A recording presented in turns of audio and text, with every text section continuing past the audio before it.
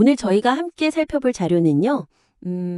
체세포 돌연변이를 일종의 유전적 바코드로 사용해서 인간 태아의 혈액 생성 과정과 그 계보를 추적한 정말 획기적인 연구 논문입니다. 네, 정말 대단한 논문이죠. 뭐 데이터의 깊이나 분석의 정교함만 봐도 이건 최고 수준의 연구라는 걸 한눈에 알 수 있습니다. 맞아요. 그래서 오늘 저희의 이야기는 이 연구에 흠을 잡는다기보다는요. 그렇죠. 이미 이렇게 훌륭한 연구가 어떻게 하면 과학계 전체에 더 큰 파장을 일으킬 수 있을지, 더 오래 기억될 수 있을지에 대한 그런 논의가 될 것 같아요. 네, 좋습니다. 그래서 첫 번째로 드리고 싶은 제안은 바로 이겁니다. 이 연구의 혁신적인 방법론이 인간 발생학 분야 전체에 가지는 그 광범위한 함의를 서두에 명확히 제시해서 논문의 영향력을 극대화할 수 있습니다. 아, 흥미로운 관점이네요. 그러니까 지금은 논문 서론이나 토론 부분이 개별 발견들을 쭉 나열하는 데 좀 집중하고 있잖아요. 네, 맞아요. 초기 분열에서 돌연변이율이 높았다거나 그렇죠. 원시혈액이 합의엽에서 유래했다는 증거라던가. 이런 것들이요. 네네. 근데 사실 이 발견 하나하나가 체세포 돌연변이로 계보를 추적한다는 이 새로운 도구, 이 방법론이 얼마나 강력한지를 증명하는 증거들인데 바로 그 점이죠. 그 점이 하나의 큰 그림으로 잘 엮이지는 않는다는 그런 아쉬움이 좀 있는 거죠. 정확합니다. 뭐랄까, 구슬은 정말 영롱하고 비싼데 아직 목걸이로 꿰어지진 않는 느낌이랄까요? 아, 비유가 아주 딱 들어맞네요. 독자들이 이 구슬들을 보고 스스로 이걸 다 합치면 이런 엄청난 목걸이가 되는구나 하고 깨닫게 만드는 것도 좋지만 그게 쉽지 않으니까요. 그렇죠. 처음부터 잘 꿰어진 목걸이를 딱 보여주면서 그 가치를 설득하는 게 훨씬 효과적일 수 있다는 겁니다. 그럼 구체적으로 그 목걸이를 어떻게 꿰을 수 있을까요? 그냥 문장 순서만 바꾸는 걸로는 좀 부족할 것 같은데요. 네, 제 생각엔 토론, 그 디스커션 섹션의 시작 부분을 완전히 재구성할 필요가 있어요. 시작부터요? 네, 첫 문단에서부터 그냥 선언적으로 못을 박는 겁니다.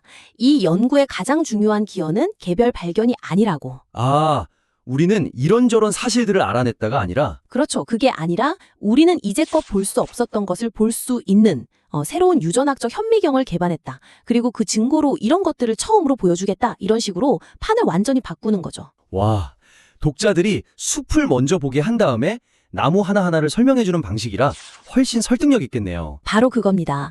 예를 들어 토론 섹션을 이렇게 시작하는 거예요. 자연 발생적인 체세포 돌연변이를 유전 가능한 바코드로 활용함으로써 우리는 이전에 접근 불가능했던 인간 개체 발생의 초기 단계를 후향적으로 추적할 수 있는 고해상도 프레임워크를 구축했다. 굉장히 강력하고 자신감 있는 문장이죠. 그 선언이 나오고 나면 그 뒤에 따라오는 모든 발견들의 무게감이 완전히 달라지겠는데요. 네, 그렇죠. 그냥 새로운 사실의 나열이 아니라 그 위대한 선언을 뒷받침하는 강력한 증거들이 되니까요. 맞습니다. 예를 들어 이 접근법의 힘은 기존의 조직학적 관찰에만 의존해서 오랜 논쟁거리였던 원시 혈액의 기원에 대해 하베엽에서 유래했다는 직접적인 유전적 증거를 제시하며 논쟁을 종결시켰다는 점에서 명확히 드러난다. 이런 식으로 연결하면 와, 훨씬 극적으로 다가오죠. 네, 각 발견이 훨씬 더 임팩트 있게 느껴질 것 같아요.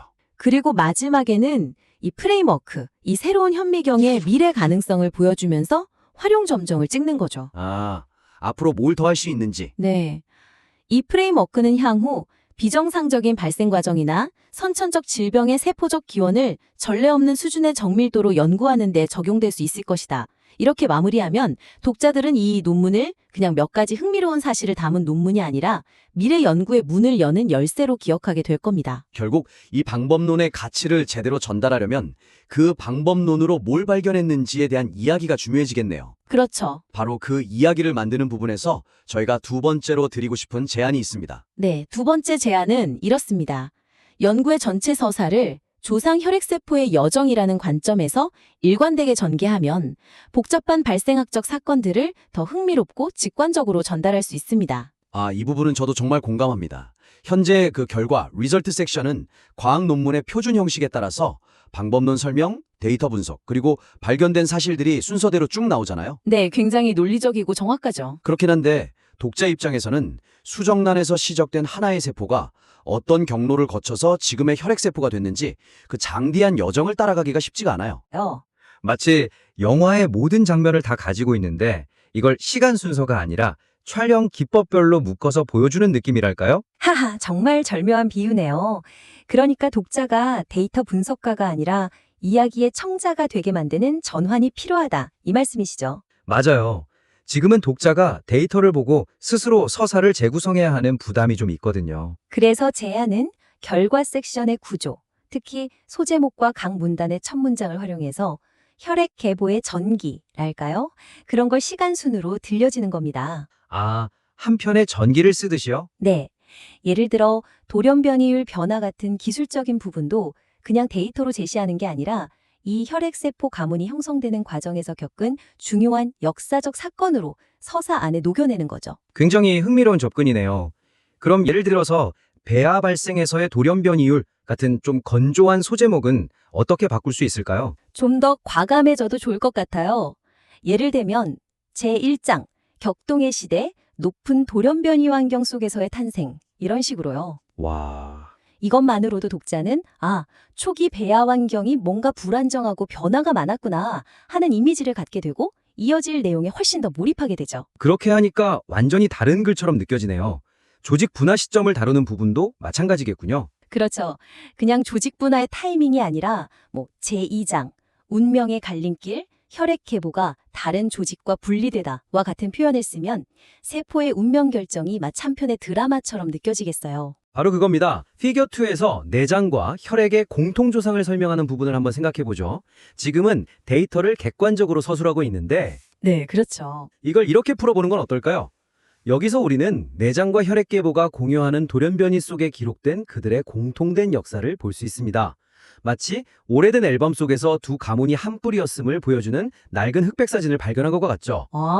데이터의 생명력과 감성을 불어내는 작업이네요. 네. 그리고 더 나아가서 이 사진은 원장 형성 과정에서 그들이 각자의 길을 가기 직전의 마지막 모습을 담고 있습니다. 이런 식으로 서술하는 거죠. 와, 이런 서사적 장치가 과학적 엄밀함을 해칠까 걱정하는 시선도 있을 수 있지만 저는 오히려 반대라고 생각해요. 저도요. 복잡한 데이터를 독자가 더 쉽게 이해하고 더 오래 기억하게 함으로써 연구의 핵심 메시지를 훨씬 더 효과적으로 전달하는 강력한 도구가 될 수 있죠. 네. 그리고 그 서사의 클라이맥스를 보여주는 부분이 바로 피겨 3인데 이 부분에서 세 번째 제안으로 자연스럽게 넘어갈 수 있을 것 같습니다. 맞아요. 현재는 이 클라이맥스를 독자들이 온전히 즐기기엔 조금 불친절한 면이 있거든요. 맞습니다.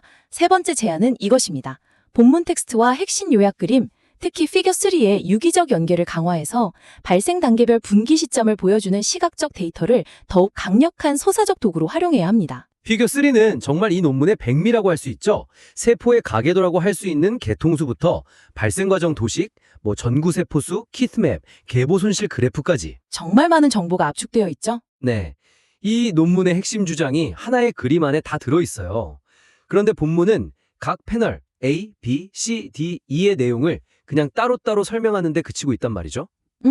잘 차려진 코스 요리를 내놓고는 어떤 순서로 먹어야 가장 맛있는지는 손님에게 알아서 하라고 맡겨두는 것과 비슷해요. 그림 읽어주는 가이드의 역할이 절실한 상황이네요. 독자가 이 복잡한 그림을 보고 길을 잃지 않도록 저자가 친절하게 손을 잡고 이끌어줘야 합니다. 맞아요. 그래서 제안은 피겨 3를 설명하는 본문 단락의 구조 자체를 그림이 들려주고자 하는 이야기의 흐름과 완벽하게 일치시키는 겁니다. 예를 들면 어떻게 시작할 수 있을까요? 지금처럼 피겨 3A부터 순서대로 설명하는 게 최선은 아닌 것 같거든요. 네, 저도 그렇게 생각해요. 제 생각엔 전체적인 그림을 먼저 보여주는 게 좋습니다. 일종의 지도를 먼저 제시하는 거죠. 지도요? 네.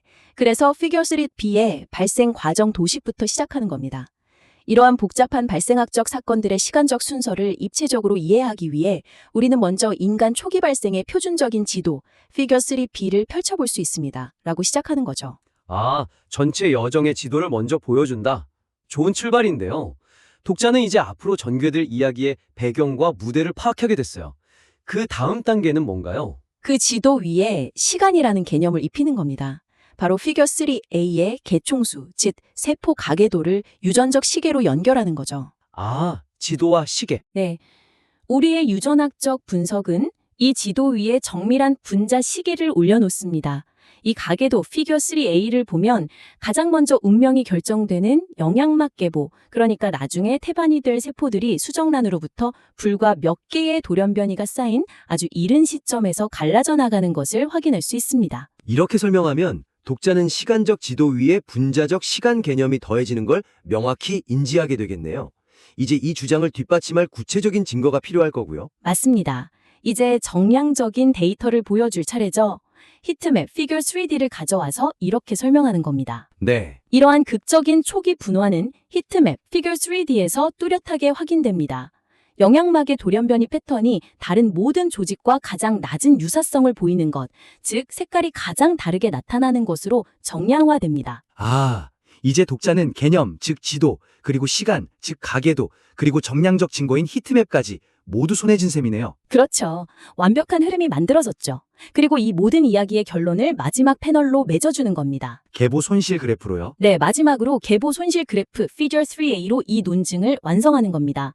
이러한 분리의 역사는 시간이 지남에 따라 공유하는 조상이 얼마나 빨리 사라지는지를 보여주는 그래프 Figure 3E에서도 극명하게 나타납니다. 네. 영양막 계보를 나타내는 보라색 선이 다른 조직들에 비해 최초 몇 개 세대 안에 수직에 가깝게 급격히 떨어지는 모습은 그들이 얼마나 일찍 독자적인 길을 떠났는지를 보여주는 시각적 증거입니다. 와, 이렇게 각 패널을 유기적으로 엮어서 하나의 이야기로 설명해 주니까 흩어져 있던 복잡한 데이터들이 정말 명쾌하고 강력한 하나의 시각적 논증으로 완성되네요. 그렇죠. 독자는 더 이상 그림의 각 부분을 해독하려 애쓸 필요 없이 저자가 이끄는 논리의 흐름을 편안하게 따라가기만 하면 되는 거고요. 이건 단순히 친절함의 문제가 아니라 연구의 핵심 주장을 독자의 머릿속에 얼마나 효과적으로 각인시키느냐의 문제인 것 같습니다. 오늘 나눈 이야기들을 좀 정리해보죠.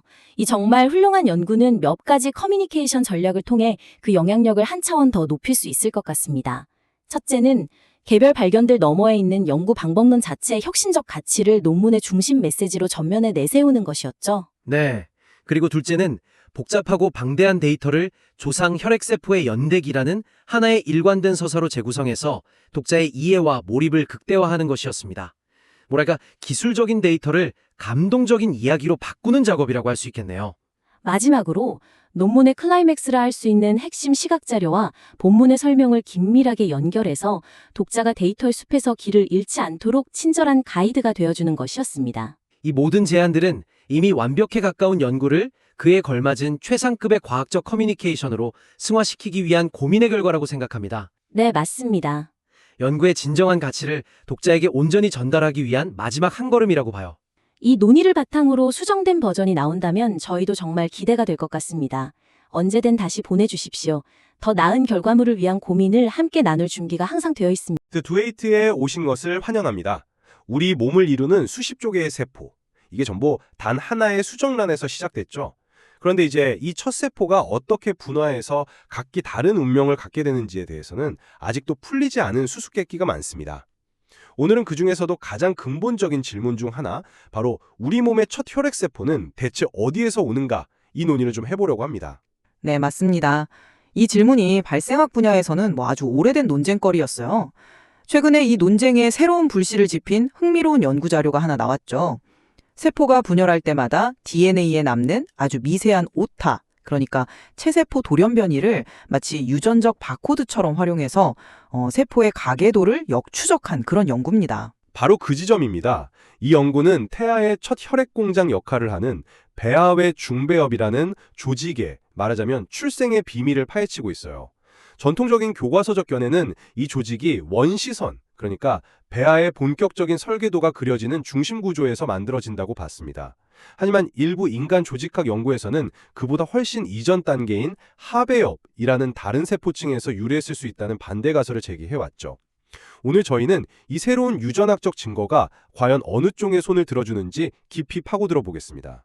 저는 이 연구가 제시하는 새로운 관점과 그 방법론의 가치는 충분히 인정합니다만 단 2명의 태아 샘플과 또 데이터 해석에 숨겨진 몇 가지 가정을 고려했을 때 수십 년간 쌓아온 기존 모델을 뒤집는 확정적인 결론으로 보기엔 아직 이르다, 이런 입장에서 이야기해보겠습니다. 저는 반대로 이 연구가 제시한 유전학적 증거가 기존의 조직학적 관찰을 넘어서서 인간의 원시 혈액이 하배엽에서 기원했다는 가설에 아주 강력하게 뒷받침한다고 생각합니다.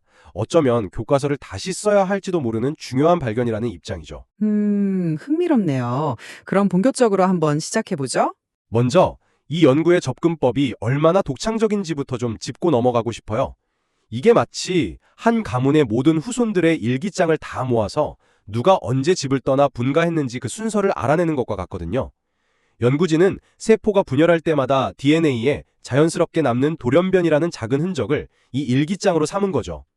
공통된 돌연변이를 많이 가질수록 더 가까운 친척, 그러니까 더 늦게 갈라진 세포들이라는 뜻입니다. 네, 방법론 자체는 정말 혁신적이죠. 과거에는 현미경으로 세포의 모양이나 위치를 보고 추정할 수밖에 없었던 관계를 이제는 DNA에 기록된 정보로 직접 확인할 수 있게 된 거니까요. 바로 그겁니다. 연구진은 수태구 8주 그리고 18주 된 태아의 혈액세포와 태반, 소화관, 심장, 피부 같은 다양한 조직세포들의 돌연변이 패턴을 비교 분석했습니다. 그리고 아주 놀라운 사실을 발견했어요. 혈액세포와 태반의 일부 조직이 공유하는 돌연변이 패턴을 보니까 이들이 배아 본체를 이루는 다른 모든 기관들, 예를 들어 심장이나 소화관보다 훨씬 더 이른 시점에 공동 조상에서 갈라져 나왔다는 겁니다. 이른바 조기 분기 현상이죠. 아, 그 조기 분기라는 현상 자체가 이 논쟁의 핵심 증거라는 말씀이시군요. 원시선에서 나왔다면 원시선에서 함께 만들어지는 심장이나 근육 같은 다른 중배엽 조직들과 비슷한 시점에 분기해야 논리적으로 맞습니다. 하지만 데이터는 혈액세포의 조상이 그들보다 훨씬 먼저 원시선이 생기기도 전 단계에서 독자적인 길을 갔다는 걸 보여줘요. 그렇다면 그 뿌리는 원시선이 아니라 그 이전에 존재했던 다른 구조, 즉 하배엽일 수밖에 없다는 아주 강력한 증거가 되는 겁니다. 저는 이 데이터를 처음 봤을 때 정말 짜릿했어요. 조직학적 관찰로만 제기되던 가설이 분자 수준에서 이렇게 명확하게 입증되는 순간이었으니까요. 그 해석은 굉장히 설득력 있게 들립니다. 근데 저는 그 결론으로 바로 넘어가기 전에 몇 가지 짚어봐야 할 전제가 있다고 생각해요. 우선 이 연구는 단 2명의 태아에서 얻은 그것도 제한된 부위의 조직 샘플에 기반하고 있습니다. 이 샘플들이 과연 태아 발생 과정 전체를 대표한다고 확신할 수 있을까요? 분석되지 않은 다른 부위의 세포들은 전혀 다른 계통적 관계를 보일 수도 있지 않을까요? 물론 샘플 수가 더 많으면 좋았겠죠. 하지만 이 연구에서 보여준 패턴의 일관성은 단순히 샘플 2개에서 우연히 나타난 결과라고 보기엔 너무나 명확합니다. 더 근본적인 문제를 좀 제기하고 싶은데요. 수십 년 동안 생쥐 배아 연구를 통해 확립된 원시선 기원설은 수많은 실험적 증거를 바탕으로 구축된 아주 견고한 모델입니다. 물론 인간과 생쥐의 발생 과정이 다르다는 건 잘 알려진 사실이지만 단 하나의 계통 추적 연구 결과만으로 이 거대한 패러다임을 완전히 폐기하는 건 너무 성급한 판단이 아닐까요?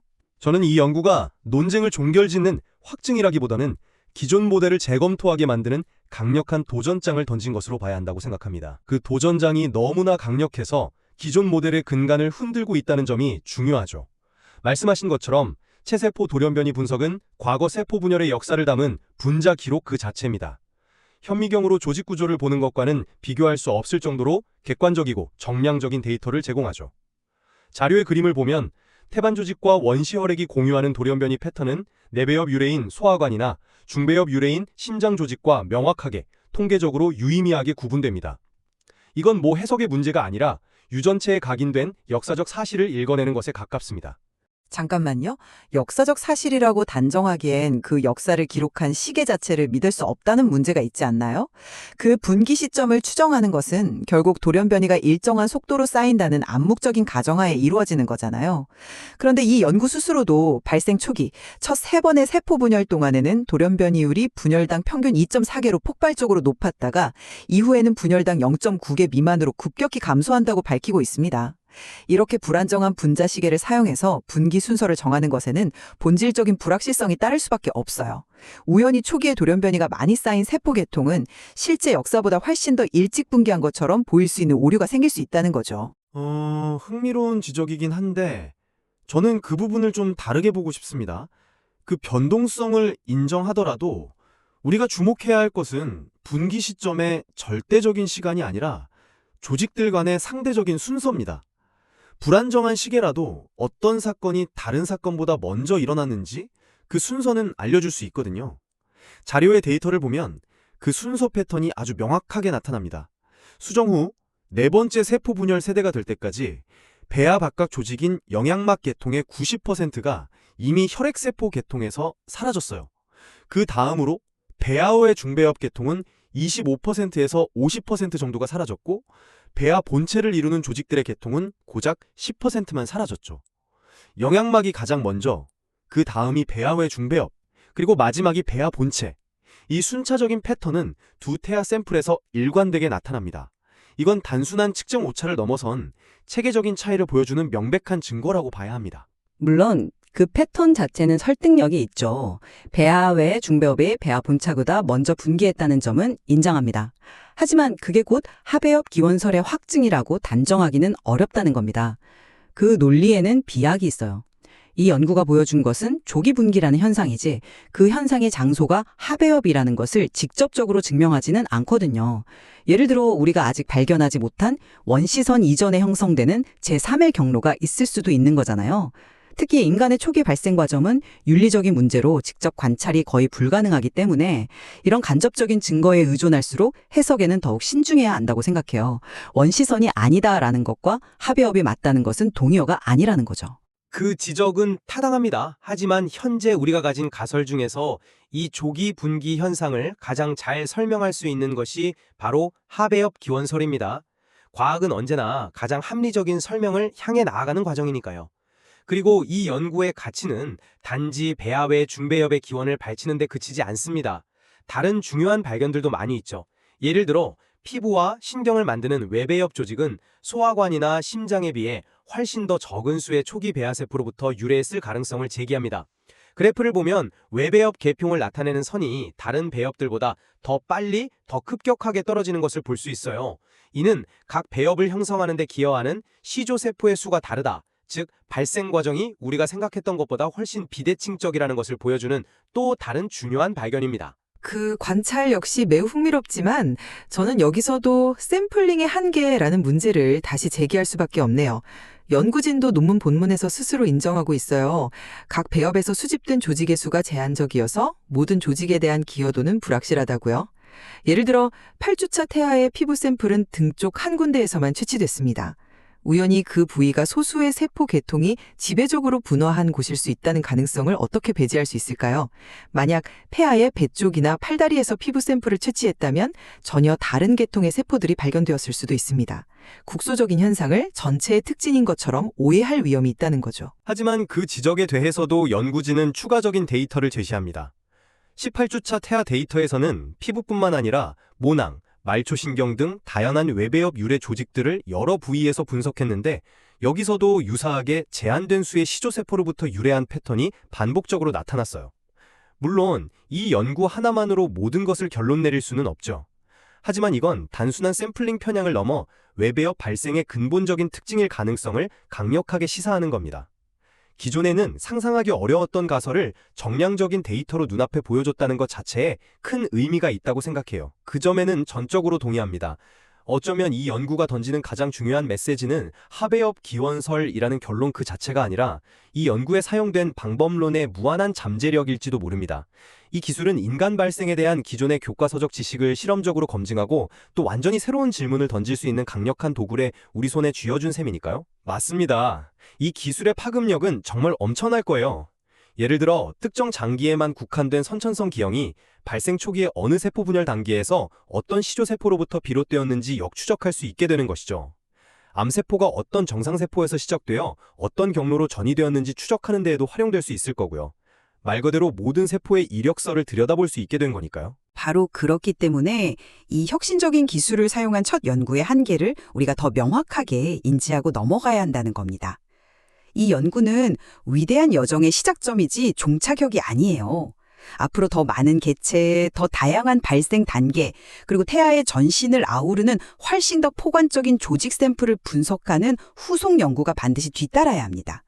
그리고 이 논쟁을 가장 명확하게 해결할 수 있는 방법은 바로 이 똑같은 체세포 돌연변이 추적 방법론을 생쥐 모델에 적용해서 인간과의 차이점을 직접 비교하는 연구일 겁니다.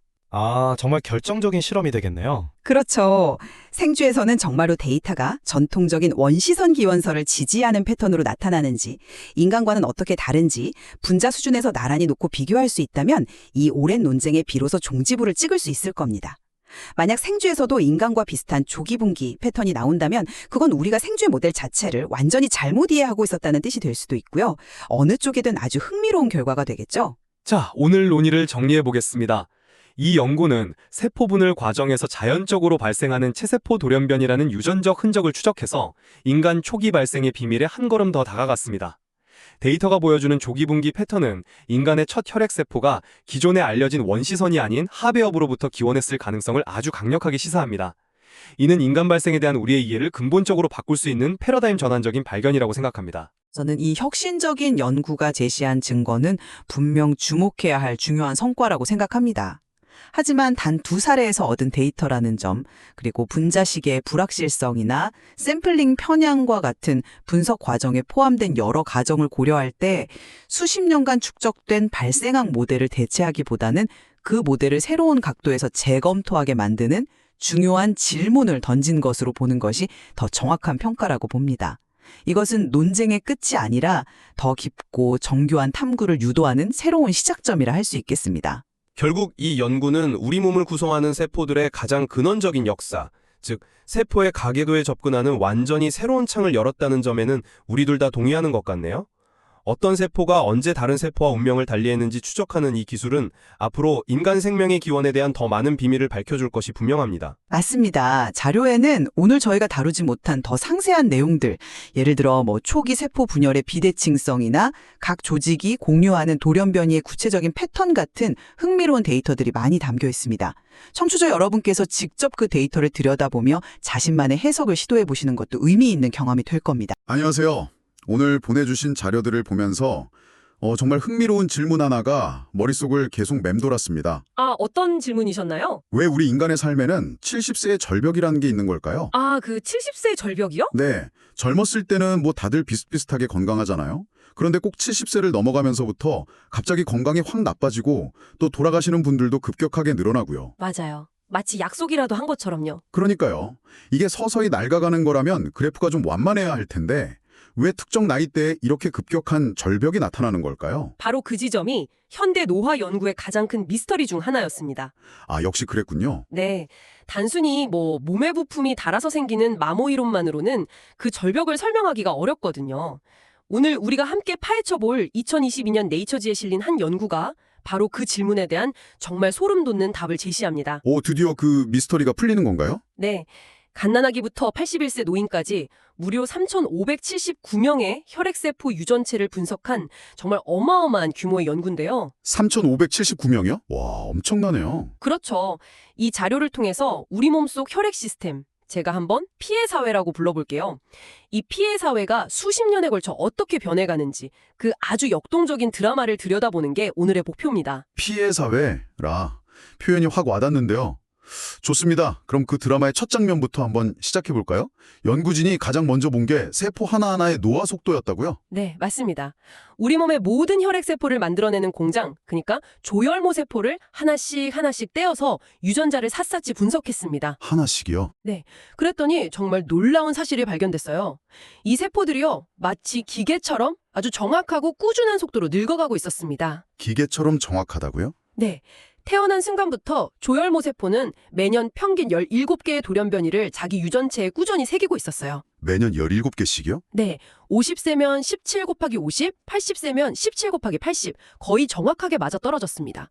동시에 또 다른 노화의 시계인 텔로미어도 아주 정직하게 짧아지고 있었고요. 아, 텔로미어. 이거 예전에 많이 들어본 단어네요. 그 염색체 끝에 붙어서 유전 정보 보호하는 모자 같은 거라고 하던데 맞나요? 오, 정확합니다. 세포가 분열할 때마다 그 모자가 조금씩 닳아서 짧아지는데 그게 바로 세포의 수명을 나타내는 지표가 되거든요. 그렇죠. 이 연구에서는 텔로미어가 매년 평균 30개의 염기쌍, BP라고 하죠. 이만큼씩 어김없이 짧아지는 걸 확인했습니다. 마치 우리 휴대폰 배터리가 1년에 1%씩 정확하게 닿는 것처럼요. 그러니까 세포 하나하나만 떼어놓고 보면 노화는 굉장히 예측 가능하고 점진적인 과정이라는 거네요. 바로 그겁니다. 매년 돌연변이 17개, 텔로미어 30bp, 아주 정직한 시계처럼요. 그런데 여기서 바로 모순이 생기는 거 아닙니까? 어떤 모순이죠? 아니, 이렇게 모든 게 서서히 예측 가능하게 진행된다면 왜 70세에 갑자기 절벽이 나타나는 거죠? 이 점진적인 변화들이 쌓여서 만드는 결과가 왜 그렇게 갑작스럽고 극단적이냐는 말입니다. 바로 그게 이 논문의 핵심 질문이자 가장 극적인 반전이 시작되는 지점입니다. 오, 반전이요? 네. 연구진은 개별 세포가 아닌 그 세포들이 모여서 이룬 사회, 즉 혈액 시스템 전체의 구성을 들여다보기 시작했습니다. 그랬더니 완전히 다른 세상이 펼쳐진 거죠. 개인의 삶이 아니라 사회 전체의 구조를 본 거군요. 그럼 65세 미만, 비교적 젊은 사람들의 혈액 시스템은 어떤 모습이었나요? 한마디로 대규모 다클론성 상태였습니다. 대규모, 다클론성이요. 말이 좀 어려운데요. 그렇죠. 이걸 쉽게 비유하자면 아주 건강하고 활기찬 민주주의 사회 같았어요. 민주주의 사회요? 네, 우리 몸속에는 혈액을 만드는 줄기세포 가문들이 있거든요. 근데 젊을 때는 이 가문들이 무려 2만에서 20만 개에 달하는데 이 모든 가문들이 거의 동등한 지분으로 혈액 생산에 참여합니다. 와, 20만 개요. 생각보다 훨씬 많네요. 네, 어느 한 가문이 독점하지 않고 모두가 공평하게 기여하는 다양성이 아주 높은 건강한 생태계죠. 그야말로 다양성의 축제 같은 상태군요. 그런데 75세 이상 노인의 몸속은 완전히 달랐다고요? 그 비유를 계속 쓰자면 민주주의 사회가 아니라 소수의 재벌 가문이 모든 것을 독점하는 과점 사회로 변해 있었습니다. 과점 사회요? 네, 75세 이상 노인들의 몸속에서는 단 12개에서 18개에 불과한 소수의 줄기세포 가문, 즉 클론이 전체 혈액 생산의 30%에서 많게는 60%까지 차지하고 있었어요. 잠시만요. 다시 한 번만요. 20만 개에 달하던 가문들이 거의 다 사라지고 고작 10몇 개 남짓한 가문이 혈액 시장의 절반을 장악해버렸다는 건가요? 바로 그겁니다. 이게 무슨 암 같은 특별한 질병이 없어도 일어나는 일이라고요? 믿기지가 않는데요. 네, 바로 그 점이 정말 충격적인 발견인 거죠. 혈액 시스템의 다양성이 완전히 붕괴된 겁니다. 이걸 과점 클론성 상태라고 불러요. 와, 개별 세포 수준에서는 돌연 변이가 서서히 쌓이는 점진적인 변화만 보였는데 시스템 전체 수준에서는 이렇게 갑작스럽고 극적인 권력 교체가 일어난 겁니다. 70세의 절벽, 그 실마리가 바로 여기에 있었던 거죠. 이건 정말 혁명이나 쿠데타에 가깝네요. 그렇다면 당연히 이런 질문이 생기는데요. 도대체 이 소수의 슈퍼클론들은 정체가 뭘까요? 어떻게 그 수많은 경쟁자를 다 물리치고 혈액 시스템을 장악하게 된 거죠? 네, 그게 궁금하죠. 혹시 우리가 아는 암 유전자 같은 아주 강력한 무기를 가진 돌연변이였던 건가요? 당연히 연구진도 그 점이 가장 궁금했습니다. 그래서 DNMT3A나 TET2처럼 혈액암을 일으키는 걸로 잘 알려진 드라이버 유전자 돌연변이를 찾아봤어요. 결과가 어땠을 것 같으세요? 당연히 그 돌연변이들이 많았겠죠. 그러니까 장악을 했을 거고요. 놀랍게도 아니었습니다. 네, 아니라고요? 네, 시스템을 장악한 그 슈퍼클론들 중에서 이런 유명한 암 유전자 변이를 가진 경우는 22%에 불과했어요. 22%요? 그럼 나머지는요? 나머지 78%, 즉 대부분의 지배 클론들은 우리가 아는 특별한 무기 없이 세력을 확장한 겁니다. 그럼 보이지 않는 힘이 적용했다는 뜻이네요. 뭔가 특별한 능력은 없는데 이상하게 경쟁에서 계속 이기는 그런 세포들이 있었다는 거잖아요. 정확합니다. 이 연구는 양성 선택이라는 현상이 우리 몸속에서 생각보다 훨씬 더 광범위하게 일어나고 있음을 보여줍니다. 양성 선택이요? 네, 이건 암처럼 치명적인 결과를 낳지는 않지만 그 세포에게 주변 다른 세포들보다 아주 약간의 성장 혹은 생존 이점을 주는 돌연변이를 말해요. 아주 미세한 우위죠. 아, 비유하자면 다른 세포들이 하루 8시간 일할 때 혼자 8시간 1분을 일할 수 있는 그런 미세한 생산성 우위 같은 거군요. 바로 그겁니다. 아주 완벽한 비유예요. 엄청난 혁신이 아니라 사소한 효율 개선 같은 거죠. 그런데 그 작은 차이가 수십 년 동안 쌓이면 이런 엄청난 결과를 낳을 수도 있겠네요. 바로 그 점입니다. 이 연구에서는 아미노산을 바꾸는 돌연변이 18개 중 1개꼴로 이런 미세한 이점을 주는 드라이버 역할을 할 수 있다고 추정했어요. 18개 중 1개요? 생각보다 흔한데요? 그렇죠. 그리고 이런 작은 드라이버 돌연변이들은 암 유전자 변이처럼 드물게 생기는 게 아니라 평생에 걸쳐 아주 꾸준히 계속해서 생겨나고 있었습니다. 와, 이건 정말 발상의 전환인데요.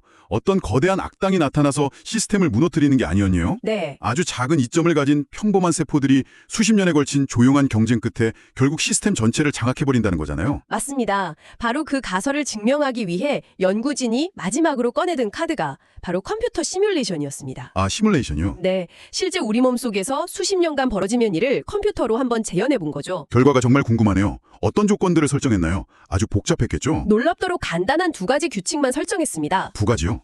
네. 첫째, 혈액을 만드는 줄기세포의 전체 개수는 일정하게 유지된다. 즉, 새로운 세포가 생기면 늙은 세포 하나는 죽는다는 제로섬 게임의 법칙이죠. 네. 그리고 둘째는요? 둘째, 아주 약간의 경쟁 우위를 주는 드라이버 돌연변이가 평생에 걸쳐 꾸준한 확률로 발생한다. 이게 전부였습니다. 정말 그게 다인가요?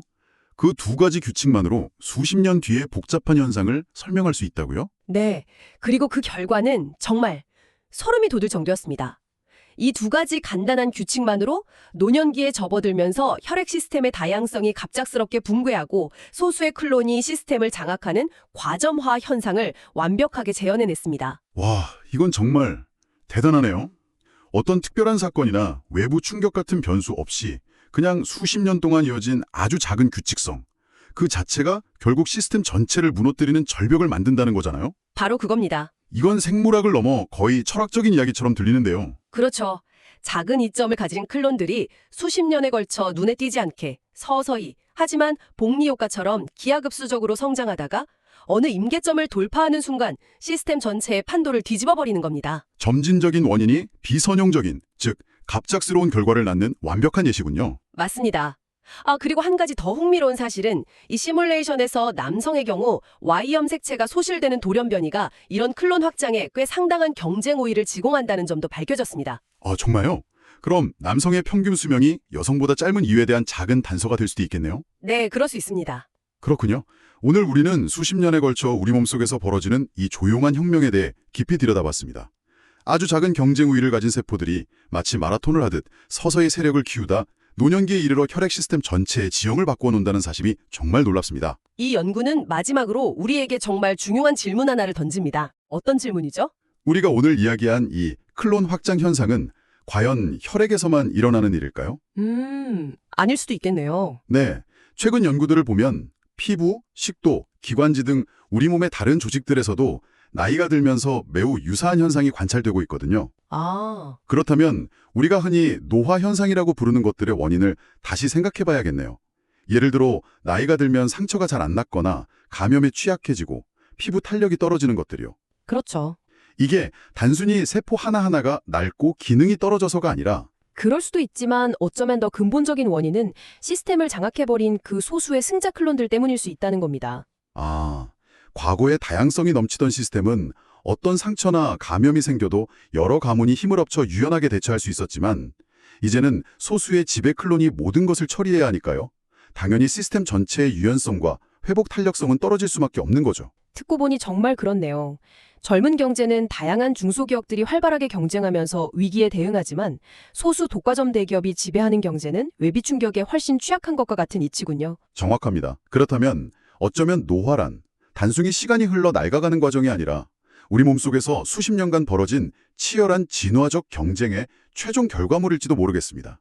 우리가 오늘 목격한 것은 그 승자와 패자가 갈리는 순간이었고요. 네, 우리 몸이 단일한 개체가 아니라 수많은 세포 클론들이 생존을 위해 경쟁하는 하나의 거대한 생태계라는 관점을 제공하죠. 그리고 노화는 그 생태계의 다양성이 무너지는 과정일 수 있다는 것.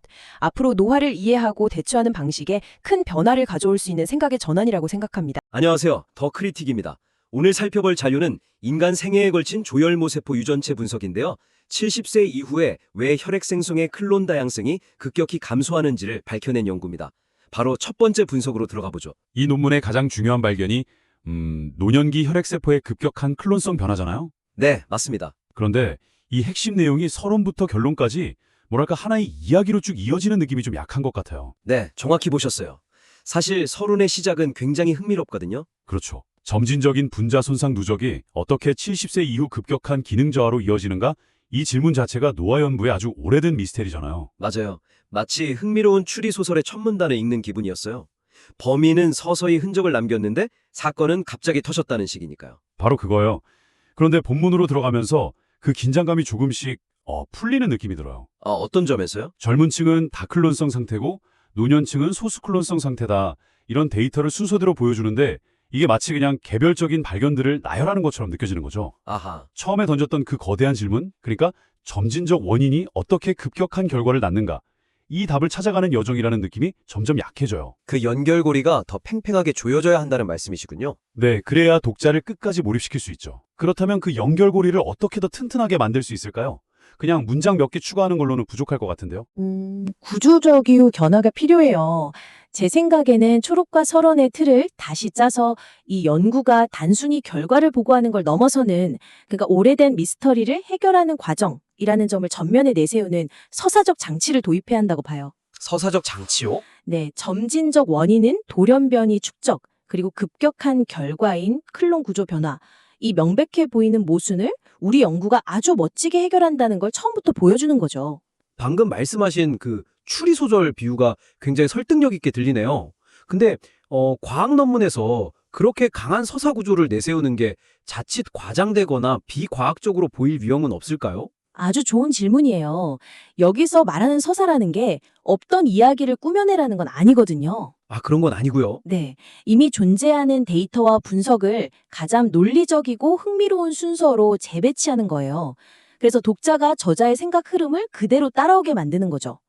가설을 제시하고 증명하고 결론에 도달하는 과학의 과정 자체가 원래 훌륭한 서사 구조를 가지고 있잖아요. 아, 그러니까 데이터를 돋보이게 하기 위한 장치이지 데이터를 왜곡하는 건 아니라는 말씀이시군요. 그렇죠. 예를 들어 서론을 이렇게 시작해 볼 수 있어요. 분자 수준의 손상이 평생에 걸쳐 점진적으로 축적되는데 어째서 70세 이후 기능이 급격히 저하되는 벼랑끝 효과가 나타나는가? 벼랑끝 효과요? 네.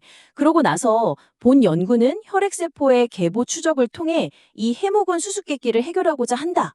이렇게 역설적인 상황을 딱 전면에 내세우면 독자는 이 논문이 풀어낼 이야기에 대한 기대감을 처음부터 갖게 돼요. 그리고 그 기대감을 결론에서 확실하게 충족시켜 줘야겠군요. 역설이 사실은 역설이 아님을 보여준다. 아, 명쾌하네요. 네. 수십 년에 걸쳐 축적된 느리고 꾸준한 돌연변이가 결국 시스템의 임계점을 넘어뜨려서 갑작스러운 클론 지배 구조를 만들어내는 것이다. 이렇게 서론의 질문에 명확하게 답하는 문장으로 끝내는 거죠. 와, 그렇게 되면 논문 전체가 정말 잘 짜인 한 편의 논리적 추론 과정처럼 보이겠어요. 맞습니다. 결국 논문 전체를 관통하는 강력한 질문과 답의 구조를 만들라는 말씀이신데 그 이야기의 힘을 더 키우려면 이 연구가 갖는 의미, 즉 그래서 이게 왜 중요한가 하는 부분도 더 넓게 봐야 할 것 같아요. 네, 맞아요. 이게 바로 두 번째로 이야기하고 싶었던 지점이에요. 연구 결과의 중요성이 주로 혈액암 위험 증가에만 너무 초점이 맞춰져 있는 것 같더라고요. 네, 그 부분이 정말 아쉬운 지점 중 하나예요.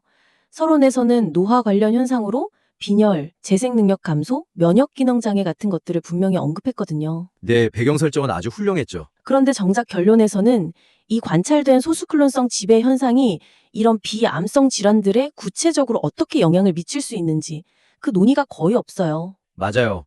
독자 입장에서는 당연히 그래서 이 소수의 지배 클론들이 혈액암 말고 또 우리 몸에 무슨 영향을 미치는데 이런 질문을 품게 될 수밖에 없겠네요. 네, 마치 잘 차려진 밥상을 보고 메인 요리 하나만 설명해주고 끝나는 느낌이죠. 스스로 연구의 잠재적인 중요성을 제안하는 셈이에요. 이걸 개선하려면 어떻게 해야 할까요? 그럴 수도 있다고 가능성만 던져놓는 것 이상으로 뭔가 구체적인 예시가 필요할 것 같아요. 물론이죠. 이건 단순히 추측을 나열하는 게 아니에요. 이 연구 결과를 바탕으로 논리적으로 추론 가능한 그리고 검증해 볼 만한 가설을 제시하는 거죠. 아, 후속 연구를 위한 제안이 될 수도 있겠네요. 바로 그겁니다. 이게 후속 연구의 방향을 제시하는 굉장히 중요한 역할도 하고요. 이 연구가 단지 혈액암의 전조를 밝힌 걸 넘어서 노화라는 거대한 현상 자체의 메커니즘을 이해하는 데 기여할 수 있다는 점을 보여주는 거죠. 예를 들면 어떤 것들이 있을까요? 면역 기능 저하와는 어떻게 연결할 수 있을지 궁금하네요. 아주 구체적인 질문을 던져볼 수 있어요. 예를 들어 불과 12개에서 18개의 클론이 전체 혈액세포의 30에서 60%를 차지하는 시스템이 과연 다양한 병원균에 효과적으로 대응할 수 있는 충분한 면역 다양성을 유지할 수 있을까? 아, 그렇게 직접적으로 질문을 던지는 거군요. 네, 이렇게 질문하는 것만으로도 독자들은 이 연구 결과가 왜 노년층의 감염병 취약성과 연결될 수 있는지 바로 이해하게 돼요. 아, 클론의 수가 줄어든다는 게 단순히 숫자의 문제가 아니라 기능의 문제, 즉 면역 레포토리의 축소로 이어진다는 점을 직접적으로 지적하는 거군요. 맞습니다. 빈혈 같은 다른 현상에 대해서도 마찬가지로 접근할 수 있겠네요. 그럼요. 이렇게 제안해 볼 수 있죠. 만약 지배적인 클론 중 일부가 적혈구 생산에 유전적으로 비효율적이라면 이것이 노인성 빈혈의 직접적인 원인이 될 수 있지 않을까? 네. 또는 특정 클론이 분비하는 염증성 신호물질이 골수 미세 환경을 변화시켜서 다른 건강한 줄기세포의 기능까지 저해할 수도 있다. 이런 구체적인 가설들을 제시하면 연구의 파급력이 혈액학 분야를 넘어서 면역학, 노화생물학 전반으로 훨씬 더 커질 겁니다. 논의를 확장해서 연구의 파급력을 키우는 것도 중요하지만 그 전에 독자가 핵심 발견 자체를 한눈에 이해하게 만드는 게 우선이겠죠. 물론이죠. 아무리 중요한 내용이라도 제대로 전달되지 않으면 의미가 없으니까요. 여기서 세 번째 지점인 데이터 시각화 문제가 나오는 것 같아요. 네, 맞아요. 논의를 확장하고 서사를 강화하는 모든 노력은 결국 이 논문의 가장 핵심적인 발견을 독자에게 얼마나 효과적으로 각인시키느냐에 달려 있어요. 그런 면에서 현재 데이터 시각화 방식은 개선의 여지가 많아 보입니다. 젊은 개인과 노인 개인의 그 개통수, 파일로제네틱 추리를 보여주는 방식 말씀이시죠? 네. 각각 다른 그림으로 제시되어 있어서 두 집단 간의 극적인 차이가 한눈에 들어오지는 않더라고요. 바로 그 점이에요. 이 논문에 100만 불짜리 데이터가 바로 이 개통수인데 지금 방식은 그 가치를 100% 보여주지 못하고 있어요. 어떻게 말이죠? 현재 젊은 개인의 개통수는 그림 2에, 노인 개인의 개통수는 그림 3에 이렇게 별도로 제시되어 있거든요. 그러니까 독자는 두 그림을 눈으로 왔다 갔다 하면서 스스로 비교해야만 해요. 아, 젊은 층은 빽빽하고 다양한 덤불 같은데 노년층은 굵은 기둥 몇 개가 버티고선 앙상한 나무 같구나 하고요. 독자에게 너무 많은 노력을 요구하는 셈이네요. 저자가 친절하게 떠먹여줘야 하는 정보인데 말이죠. 그렇죠. 첫인상이 모든 걸 결정할 수도 있는데 가장 강력한 무기를 뒤에 숨겨두고 있는 것 같기도 하고요.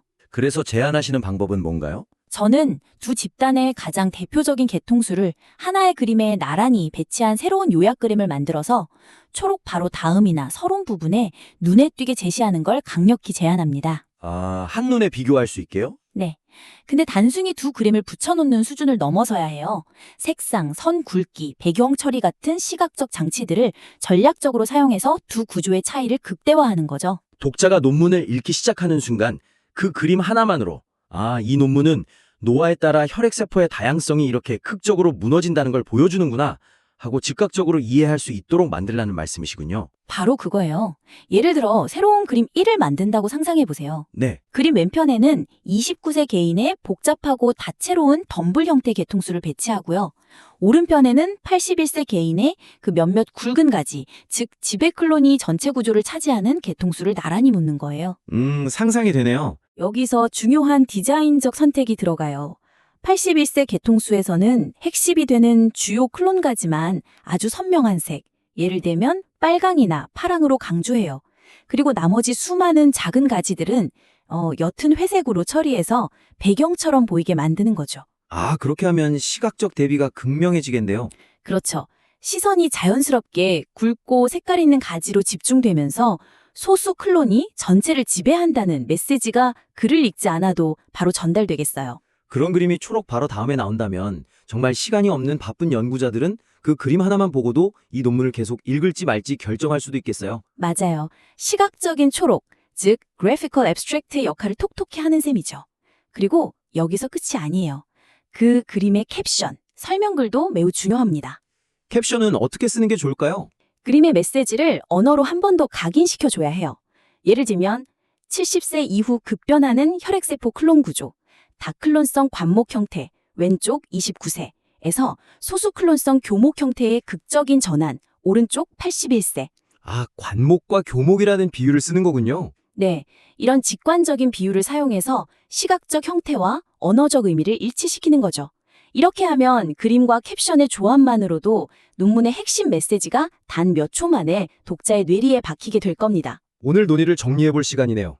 핵심적인 제안들을 다시 짚어보죠. 네, 오늘 세 가지 큰 방향을 이야기한 것 같아요. 첫 번째는 논문의 전체적인 틀에 관한 것이었죠. 점진적인 원인이 어떻게 급격한 결과를 낳는가라는 흥미로운 미스터리를 전면에 내세워서 서론부터 결론까지 독자를 끌고 가는 강력한 서사 구조를 만들자는 제안이었습니다. 맞아요. 단순히 발견을 나열하는 게 아니라 하나의 질문에 답을 찾아가는 과정으로 전체 글을 재구성하라는 말씀이셨어요. 두 번째는 연구의 의미를 더 넓고 깊게 확장하자는 것이었습니다. 관찰된 소수클론성 지배 현상이 혈액암 위험 증가뿐만 아니라 면역력 저하나 노인성 빈혈 같은 다른 핵심적인 노화 현상들과 어떻게 연결될 수 있는지 구체적인 가설을 제시해서 연구의 중요성과 파급력을 키우자는 거였고요. 네, 연구의 잠재력을 최대한 보여주는 단계라고 할 수 있겠네요. 마지막 세 번째는 이 모든 이야기를 가장 효과적으로 전달하는 방법에 관한 것이었습니다. 논문의 가장 극적인 발견인 젊은 층과 노년층의 개통수 차이를 하나의 그림에 시각적으로 극명하게 대비시켜서 독자가 핵심 메시지를 직관적으로 그리고 즉각적으로 이해할 수 있도록 만들자는 제안이었죠. 네, 100마디 말보다 한 장의 그림이 더 강력할 수 있다는 점을 활용하는 거고요. 결국 좋은 연구는 좋은 커뮤니케이션을 통해 완성된다는 점을 기억해야 해요. 오늘 제안드린 내용들을 바탕으로 자료를 수정해서 다시 보내주시면 저희가 더 깊이 있는 분석으로 도움을 드리겠습니다. 더 크리틱이었습니다.